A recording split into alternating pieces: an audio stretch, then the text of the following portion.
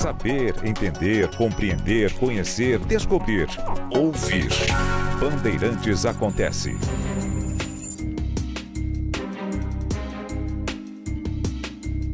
Na semana passada, chanceleres do G20 se reuniram no Rio de Janeiro e esta semana será a vez dos ministros de Fazenda, Economia, Finanças, enfim, cada país dá um nome, né?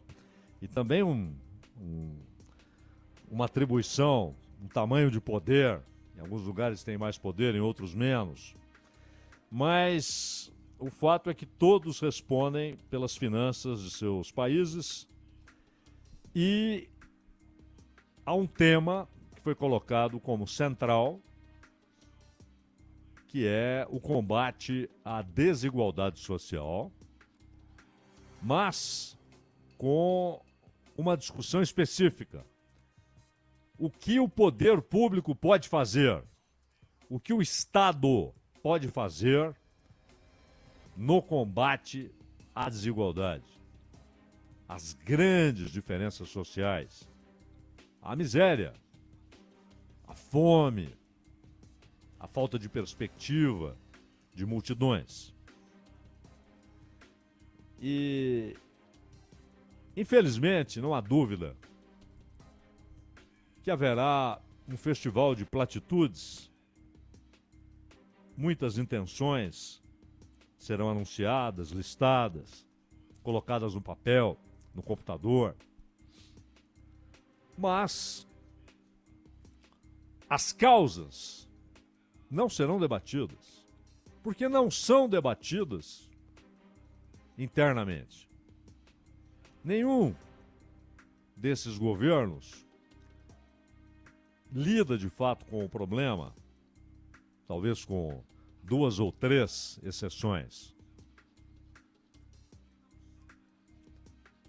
E por isso mesmo, nós teremos de novo a ideia de elogios a políticas assistenciais, que se tornam, claro, necessárias, fundamentais, porque a fome não espera, ela mata antes, a desnutrição mata antes que haja mudanças estruturais, a miséria mata antes que as causas sejam removidas. Então é preciso política assistencial. Ajudar. Vale ressaltar, aliás, que na Argentina, que tem hoje 57% da população em estado de pobreza e em torno de 15% da população na miséria. Na Argentina, os miseráveis vão até aqueles serviços públicos de distribuição de alimentos, que eles chamam lá de comedores comunitários, né? E estão paralisados, porque não recebem dinheiro do governo. Entendem como é que o Milei alcançou o superávit? Simplesmente não há dinheiro. Não há dinheiro, não há comida. E não há alternativa para essas pessoas. Ou elas comem lá, ou não comem. Na próspera Argentina, na grande produtora de alimentos que é a Argentina. E aí, alcançamos superávit. E os caras aqui, e também lá, o jornalismo porta-voz. O pessoal sai batendo palma, dizendo, olha só. Aliás, o Robert Kennedy Jr., que pretende ser candidato à presidência dos Estados Unidos, disse lá, olha, o Milei conseguiu, eu também vou conseguir aqui. E aí ele até menciona a dívida de 34 trilhões de dólares dos Estados Unidos. 34 trilhões de dívida pública. Só que os Estados Unidos são os emissores soberanos do dólar. E ainda tem a sua máquina de guerra que muda situações econômicas. É óbvio. A Argentina não. Aliás, ela quer ser uma colônia monetária. Ou Milei quer transformá-la numa colônia monetária, onde não haja moeda local, não haja soberania monetária. Então, esse é um exemplo. Alemanha. O ministro das Finanças da Alemanha, ele disse algo muito interessante, quase num tom de desespero. Ele disse o seguinte: olha, a economia da Alemanha está devastada. E as pessoas olham, ou ouvem, ou leem essa declaração e falam: mas o que esse cara está falando? O país mais rico da Europa agora passou o Japão. Na verdade é interessante, não é que a Alemanha tenha crescido até ao ponto de ultrapassar o Japão. O Japão é que despencou até o ponto de ficar abaixo da Alemanha. E ambas as economias, aquela que já foi a segunda maior economia do mundo e maior economia da Ásia, a economia japonesa, e aquela que ainda é a maior economia da Europa, a economia alemã, estão despencando como resultado dessas causas a que nos referimos. Que nos países pobres ou em desenvolvimento produz mais do que um colapso econômico-financeiro, produz mais do que uma recessão, produz miséria. A divisão internacional do trabalho não é algo aleatório, ela foi planejada. O liberalismo infanto-juvenil, não o liberalismo clássico, mas o liberalismo que ignora o Adam Smith para ler epígonos de 10ª categoria, eles acreditam que planejamento é coisa de economia socialista. No capitalismo não há planejamento, há a livre iniciativa. Isso acabou. Isso acabou faz mais de 100 anos. Isso acabou antes da Primeira Guerra Mundial. O capitalismo da livre iniciativa, da livre indústria, da livre iniciativa na produção e na comercialização de mercadorias, ele foi destruído pelo capitalismo financeiro, que inclusive controla hoje as grandes plantas industriais, inclusive na máquina de guerra. É o capital financeiro. A combinação capital financeiro e política imperialista, essa combinação resultou na destruição da ideia da liberdade da iniciativa. Cada um que tem a sua ideia, que tente realizá-la, e vamos ver quem tem mais competência, quem tem melhores preços, mais produtividade, menor custo de produção, mais qualidade. Isso acabou. O capitalismo, já no final do século XIX, passou a ser planejadíssimo pelos barões das finanças.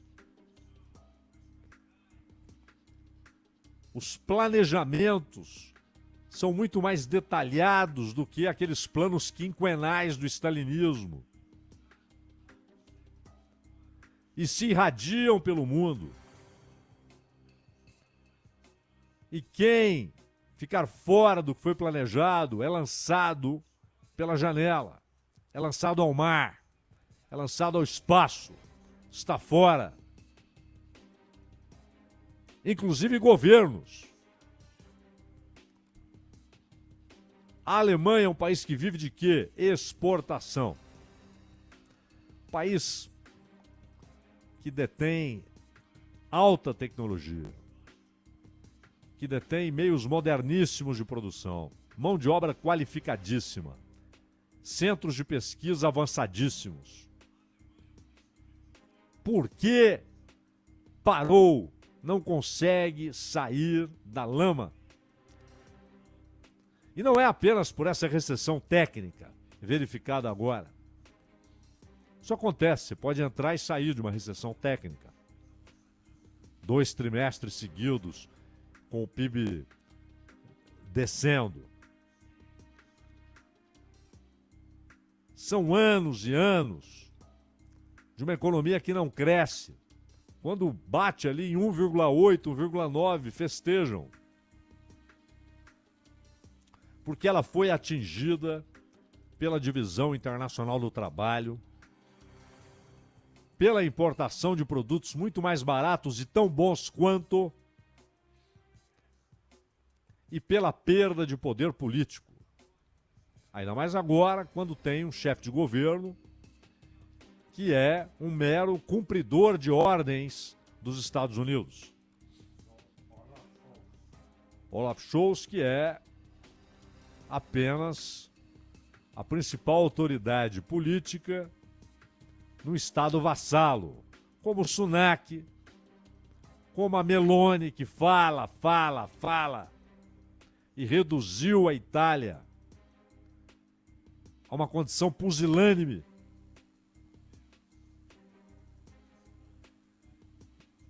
Mas não é só o rebaixamento econômico, é o rebaixamento moral e o rebaixamento político. E aí, a reunião do G20. Ora, a China quer saber do seguinte, ela quer aquecer para valer de novo o seu mercado interno. Ela quer reequilibrar o seu setor imobiliário e de construção civil. A falência da Evergrande foi a consequência de algo que estava deteriorado. No caso específico da Evergrande, houve muita irresponsabilidade. Saíram gastando, não só em futebol, futebol é uma coisa pequena, perto dos investimentos feitos, mas entraram em tudo quanto é tipo de negócio. E, de repente, não tinham condição para isso, nem de administrar isso. E aí, faliram na sua atividade principal, primordial, a construção civil. Então, a China não quer apenas fornecer crédito barato, ou seja, juros muito baixos, para hipotecas, para construção, para aquisição, mas para produção. E por isso há hoje uma deflação mundial. Os Estados Unidos recentemente reclamaram aos gritos. A China não pode mandar produtos tão baratos para cá. Isso chega a ser hilário, né?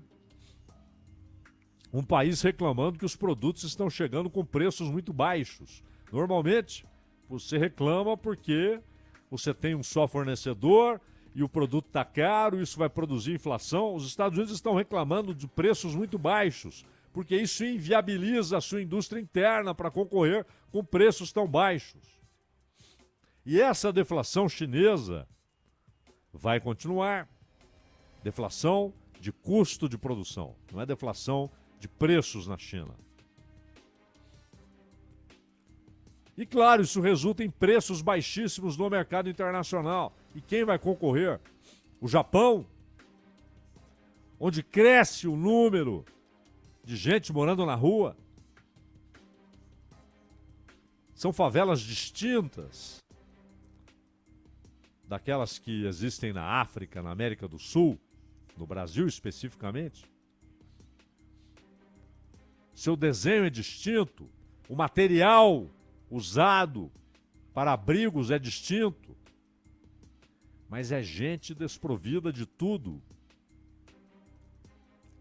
Num país rico. E o governo tenta de tudo. Inventa obras para empregar gente. só para ter demanda por mão de obra, para ter consumo. Implora as pessoas, não poupem. Escolham consumir. O país precisa disso.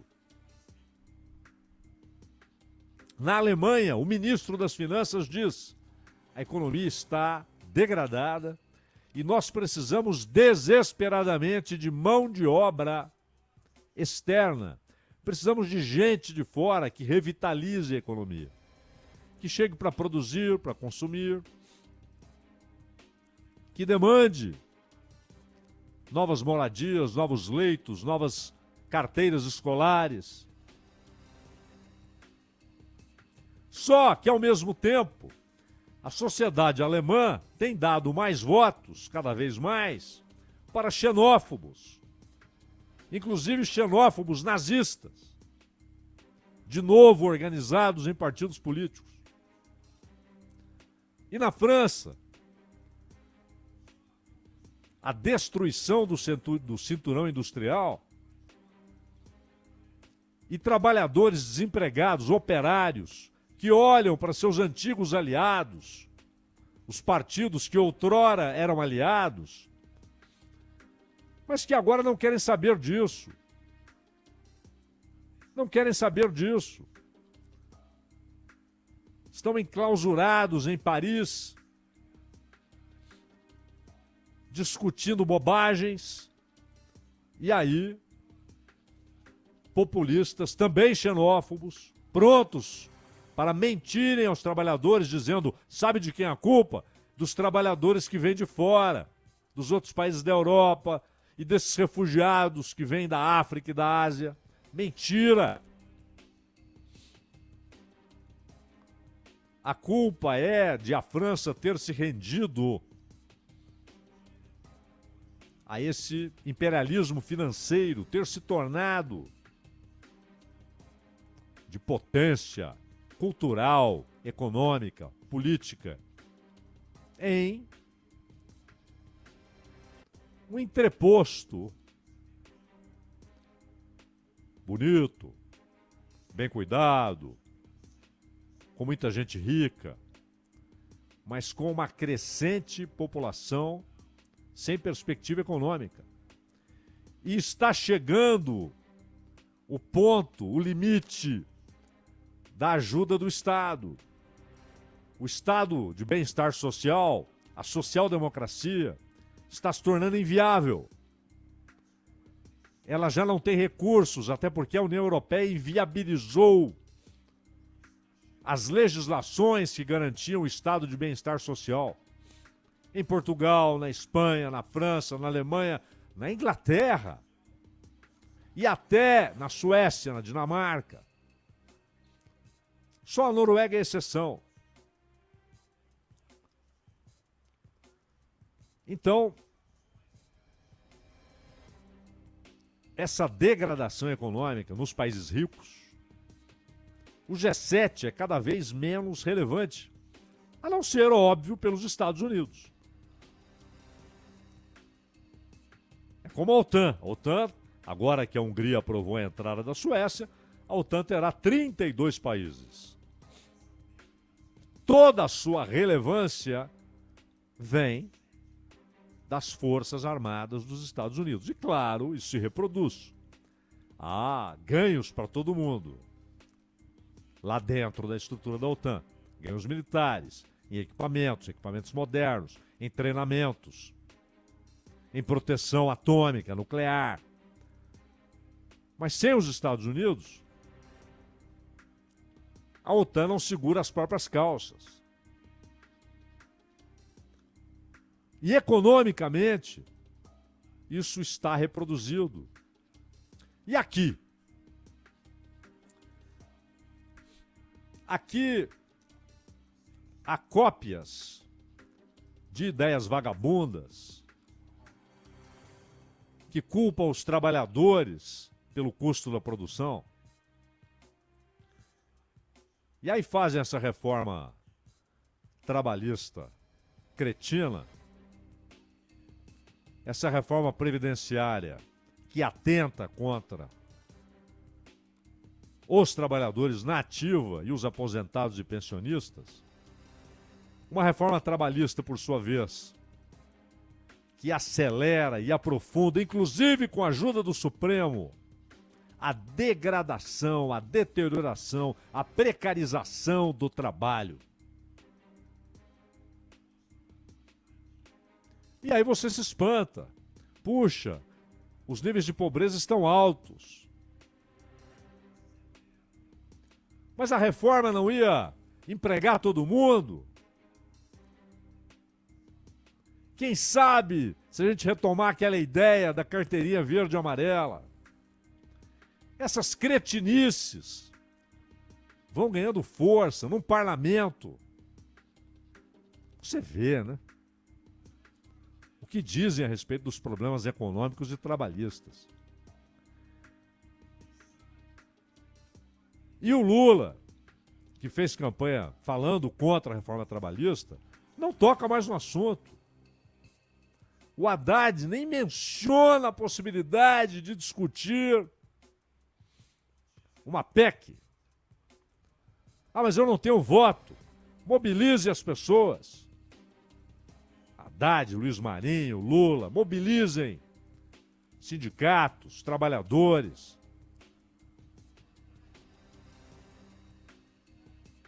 Mas não, todo mundo se acomoda. E aí vamos correr para dar assistência. Assistência é imprescindível. Aliás, antes de mais nada, que corram para dar assistência a Yanomamis. Que corram. A morte não espera. E nas periferias urbanas. Rapaz, o Globo trouxe hoje aí, o jornal O Globo, mais de 1 milhão de crianças estudam em escolas onde não há água potável.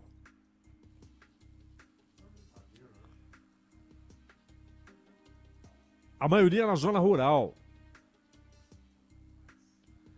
Então, há muito o que se fazer e é urgente. Tem de ter assistência, tem de ter o socorro. Mas o socorro será cada vez mais difícil se não houver mudança das causas estruturais. E aí, a volta da bipolarização do poder no mundo é interessante. Porque ela permite uma resistência organizada e forte, potente, contra o capitalismo financeiro imperialista. Que, repito, não está só exigindo do Brasil que se limite a produzir comida e minérios e importe, quando der, produtos industriais. E a Argentina, essa ordem, está dizendo para o Milei isso mesmo. Gostei dessa sua frase, hein, Milei? Porque o Milei soltou a frase criminosa de que justiça social é uma aberração. Os caras batem palma. Vai lá, o FMI fala para ele, não se esqueça disso e daquilo, mas apoia a ideia central, porque ele passa a ser um reprodutor dessa ideia, que se julga importante, porque o Robert Kennedy o mencionou no Twitter. O Brasil está entre aqueles que podem resistir, que ainda não foram completamente mergulhados nessa lama putrefata. Ainda pode, ainda tem condições políticas, econômicas, históricas para resistir. Esse encontro vai ser um festival de platitudes. Mas tomara, pelo menos leve à conclusão que os paliativos são importantes, mas eles se tornarão cada vez mais caros e ineficientes. É preciso revolucionar a realidade.